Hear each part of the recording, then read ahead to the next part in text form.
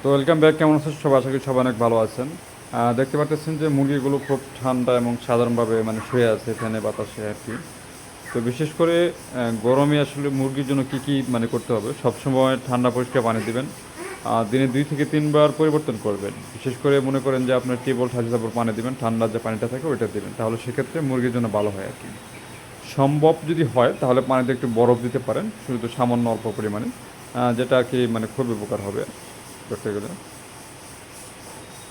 তারপরে এছাড়া আপনারা গ্লুকোজ, চিনি পানি, 1 লিটার পানিতে 1 চামচ চিনি গ্লুকোজ দিন, এতে এনার্জি বাড়ে এবং দুর্বলতা কমে। ইলেকট্রোলাইট বা স্যালাইন দিতে পারেন, বাজারে পোল্ট্রি ইলেকট্রোলাইট ব্যবহার করতে পারেন, না থাকলে 1 লিটার পানিতে 1 চামচ চিনি বা 1 চিমটি লবণ আর কি মানে দিলে যে আর কি শরীরটা ঠান্ডা রাখে আর কি। তো এছাড়া যেটা বিষয়টা হচ্ছে ভিটামিন সি, মানে ভিটামিন সি দিলে কি হয় কি, মানে গরম সহ্য করার যে ক্ষমতাটা এটা বাড়ে, পানিতে এবং মিশিয়ে দিতে পারেন। আহ, তারপরে ভিটামিন A D3 একটা আছে, ক্যাপসুল আছে, তো সপ্তাহে 2 থেকে 3 দিন দিলে ভালো, শরীর শক্ত থাকে এবং রোগ কম হয়।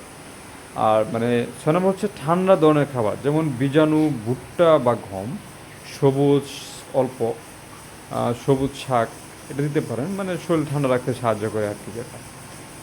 তো পরিবেশের জন্য যা যা করবেন, ঘরে বাতাস চলাচল রাখতে হবে, ফ্যান বা বাতাসের ব্যবস্থা করতে হবে, ছাদের উপর পানি ছিটাতে পারেন, যেমন মনে করেন যে উপরে চালে আপনি পানি দিতে পারেন, এবং ভিড় কম রাখতে হবে। হ্যাঁ, মুরগি যাতে সবগুলো ভিড় কম রাখতে হবে সেদিকে খেয়াল রাখতে হবে। আর যেসব বিষয়গুলো যেগুলো খেয়াল রাখবেন, গরমে বেশি ফিড দিলে সমস্যা হতে পারে, সকাল এবং সন্ধ্যায় বেশি খাওয়ান, দুপুরে কিন্তু কম খাওয়াতে হবে, কারণ মুরগি যদি হা করে শ্বাস নেয় বুঝবেন যে গরম বেশি।